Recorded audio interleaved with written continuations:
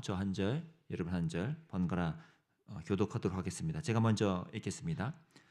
바울을 데리고 영내로 들어가려 할 그때에 바울이 천부장에게 이르되 내가 당신에게 말할 수 있느냐 이르되 내가 헬라 말을 아느냐 그러면 내가 이전에 소요를 일으켜 자객 4천 명을 거느리고 광야로 가던 애굽인이 아니냐. 바울이 이르되 나는 유대인이라 소읍이 아닌 길리기아 다소시의 시민이니 청컨대 백성에게 말하기를 허락하라 하니 천부장이 허락하거늘 바울이 층대 위에 서서 백성에게 손짓하여 매우 조용히 한 후에 히브리 말로 말하니라. 부용들아 내가 지금 여러분 앞에서 변명하는 말을 들으라. 그들이 그가 히브리 말로 말함을 듣고 더욱 조용한지라. 이어 이르되 나는 유대인으로 길리기아 다소에서 났고 이 성에서 자라 가말리엘의 문화에서 우리 조상들의 율법의 엄한 교훈을 받았고 오늘 너희 모든 사람처럼 하나님께 대하여 열심히 있는 자라.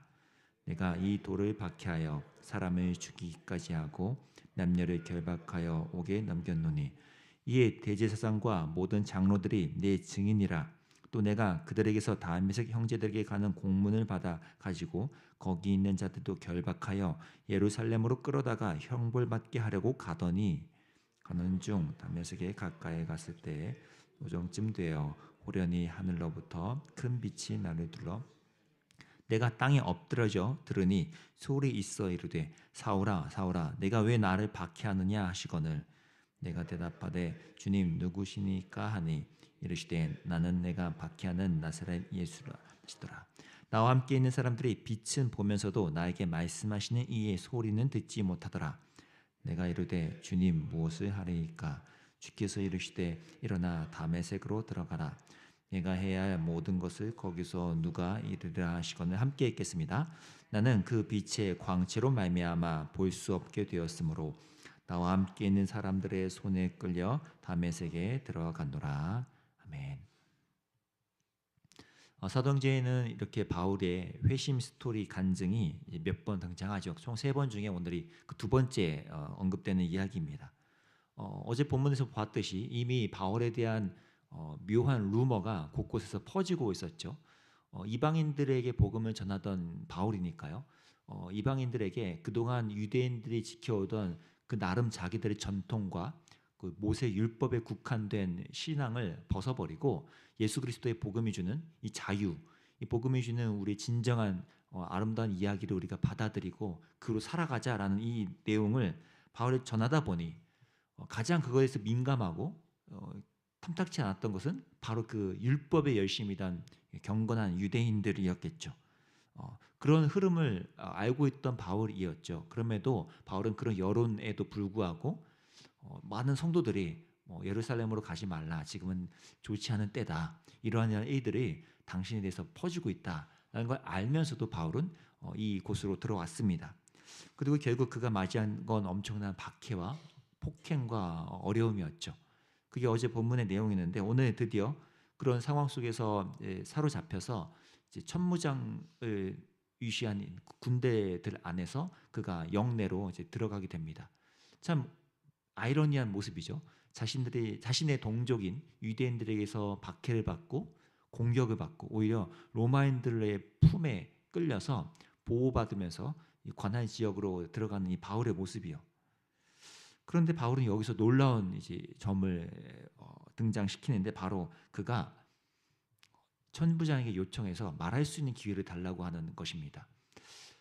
이런 흐름이라면 뭔가 자기 신분과 자신의 배경이 뭔지를 변호하는 것이 가장 주된 이야기가 될 것 같죠. 그런데 바울은 그렇지 않다는 것이 오늘 본문에서 드러납니다. 바울은 조금 전까지 자신을 죽이려고 했던 유대인들에게 조용히 손을 흔들어서 그들을 잠잠하게 만들고 그들이 다 들을 수 있도록 이제 히브리 말로 얘기를 시작하죠. 아마 이것도 그가 굉장히 지혜롭게 택한 방법이었으리라 추정이 됩니다. 충분히 헬라 말로 조금 해도 알아들을 만한 사람들의 여론 청중이었을 건데요. 그럼에도 바울은 지금 자신이 배워왔고 태생적이었던 그 히브리 말로 얘기를 시작했다는 거죠. 그 첫 마디 시작이 뭡니까? 오늘 22장 1절에 부형들아 이죠. 방금까지 자신을 향해서 빗발치듯 오해와 또 욕설과 저주를 퍼붓던 이들에게 바울은 그들을 부형들아라고 부르고 있다는 것입니다. 전혀 날카롭거나 공격적인 태도를 보이고 있지 않다는 거죠. 저는 이 점도 굉장히 좀 저에게는 신선한 도전이 되었고 감동이 되었습니다.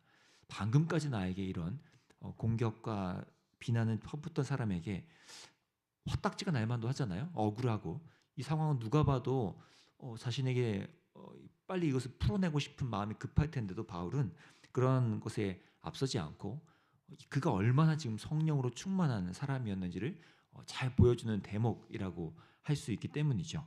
성령의 열매가 지금 이의 모습에서 오롯이 드러나고 있습니다. 성령께서 그의 삶을 지금 완전히 다스리고 있음을 이 한 장면에서도 이미 우리는 발견할 수 있다는 거죠. 저와 여러분 모두가 이런 성령의 사람으로 우리 삶의 모습에서 이런 것들이 좀 발견되기를 좀 소망하는 마음이 생겼습니다. 그런 바울이요, 이제 3절에서부터 자신의 이야기를 이제 꺼내기 시작하는데 예수님을 만나기 이전의 발자취 내용을 언급합니다. 나는 유대인입니다. 라는 이 단발말을 툭 던진 후에 자신이 얼마나 유대교에 뿌리가 박혀 있는 사람인지를 이제 4절에서 말하죠. 4절에 쓰는 그의 어휘들을 보면 그가 이 청중들과 얼마나 이 연결점을 가지고자 애쓰는지를 우리가 알 수가 있습니다. 내가 이 돌을 박해했다. 사람들을 죽이려 했다. 3절에서도 아예 그렇게 말하죠. 난 이 성에서 자라났고 가말리의 문화에 있었고 엄한 교훈을 받았다. 당신들 너희 모든 사람처럼이라고 하면서 내가 당신들과 원래 다를 바 없는 사람이다라는 그 뿌리를 언급합니다. 이렇게 언급을 하면 이제 많은 사람들이 그래 저 인간이 자기가 그런 사람이 아닌 것을 변호하려고 변명하려고 애쓰는구나라고 이제 귀를 기울였겠죠. 그런데 바울은 이러한 자기 변호에서 끝나지 않고 있다는 거예요. 이 자기 변호, 형님들, 동생들, 나는 이쪽 뿌리 깊은 이쪽 사람이에요. 라는 이런 내용이 주로 이루지 않고 그것은 아주 간단한 자신 소개에 불과하고요. 앞으로 그가 계속 나타내는 내용들은 내일 본문과 계속 이어지는 내용은 예수 그리스도에 대한 내용입니다. 이게 저는 굉장히 인상적인 거예요. 바울은 자신의 과거 이력 그리고 자신이 갖고 있던 뿌리 그것을 사용할 때 예수 그리스도 그분이 어떤 분이신지를 소개하는데 그 모든 것을 다 사용하고 있다는 거죠. 그리고 이것이 바울이 천부장에게 내가 말할 수 있는 기회를 달라고 했던 진짜 이유였다는 것입니다. 7절과 8절이 오늘 본문에서 백미인데요. 7절 8절 제가 읽겠습니다. 내가 땅에 엎드려져 들으니 소리 있어 이르되 사울아 사울아 내가 왜 나를 박해하느냐 하시거늘 내가 대답하되 주님 누구시니까 하니 이르시되 나는 네가 박해하는 나사렛 예수라 하시더라. 여기 인상적인 표현도 있죠. 예수님이 바울한테 사울아 사울아 왜 내 백성을 내 교회를 내 성도를 박해하느냐라고 하지 않으셨다는 거예요. 바울이 누구십니까? 라는 질문을 했음에도 예수님 또 나는 네가 박해하는 교회의 예수다. 난 네가 박해하는 성도들의 예수다. 라고 하지 않고 나는 네가 박해하는 나사렛 예수다. 라고 자신을 소개했다는 거죠. 예수님은요 성도들을 향한 박해와 공격과 그 모든 말들을 예수님 자신을 향한 말, 공격, 고난으로 같이 느끼시며 받고 받아들이고 계시다는 걸 보여주는 장면이죠. 그래서 바울은 이렇게 담대하게 사람들 앞에서 박해 속에서도 복음을 전할 수 있었던 겁니다. 바울은 내가 이런 고난을 당하고 박해를 받는구나 라는 것을 넘어서 나의 이 박해는 예수님의 그 박해와 동일하고 예수님도 나의 이 어려움을 자신의 어려움처럼 느끼시면서 함께 이것을 경험하고 계시담을 확신하고 있었던 것이죠. 그 예수님이 자신에게 나타났음을 기억하고 자신의 모든 사역의 중심에 그 어려운 속에서도 바로 이 예수님의 고백이 자신의 삶의 중심에 자리 잡혀 있었던 것입니다. 그렇기 때문에 바울은 자신의 입장을 전달하고 표현하는 것 넘어서 이 예수 그리스도 가장 본질적인 예수 그리스도를 말하는 거에 주저하지 않게 됐다는 것이죠. 저는 이러한 바울의 태도가 오늘날 저와 여러분에게 좋은 도전이 된다고 생각을 합니다. 이 정황상 바울이 자기 입장 표명하는 것만 언급하기에도 급급한 상황 아닙니까? 마치 우리가 몇몇 뉴스에서 뭐 그것이 사실인지 아닌지 우리는 모르지만 뭔가 사람들의 조명을 받고 스포트라이트 받고 막 기자들의 마이크를 막 폭풍적인 마이크 질문을 받고 하는 상황에서 막 자신의 입장을 표현하는 게 막 급급해야 될 상황인데 바울은 그런 내용을 말하고 있지 않다는 거예요. 바울은 자신이 누구와 지금 함께하고 있는지, 예수 그리스도가 자신에게 이 기회를 왜 주셨는지를 생각하면서 그 예수 그리스도를 이 자신의 동족인 유대인들에게 전하는 거에 집중하고 있다는 것입니다. 저는 바울이요 이게 지혜롭게 자신의 입장, 즉 자신의 뿌리가 청중들인 당신과 다를 바 없습니다라고 겸손하고 지혜롭게 표현함과 동시에 이 본질적인 주제죠. 예수 그리스도가 자신에게는 어떤 존재인지, 예수 그리스도 그분이 내 삶에 어떠한 분이신지를 전하는 것, 이것을 함께 겸비하고 있다는 이 모습이 저에게는 굉장히 큰 귀감이 되는 것 같습니다. 왜냐하면 뭐 벌써 한 10년, 20년 된 기간이죠. 2000년도 초반부터 우리 교회가 한국 교회가 많이 이제 세상 속에서 지탄을 받고 개신교 기독교인이라는 것을 말하는 것이 굉장히 부끄럽고 또 좀 조마조마하고 사람들에게 안 좋은 인상으로 드러나는 이 시대의 흐름이지만 그렇기 때문에 그래서 우리가 많이 듣는 메시지가 뭡니까? 교회에서 결국 우리는 삶으로 우리의 복음됨을 드러내야 한다라고 이제 듣죠. 하지만 그것은 맞기도 하지만 우리가 삶으로 드러낸 것 동시에 우리는 분명히 말로 복음을 전해야 되는 사명자입니다. 어느 성경에서도 삶으로만 복음을 전하라고 말하고 있지 않습니다.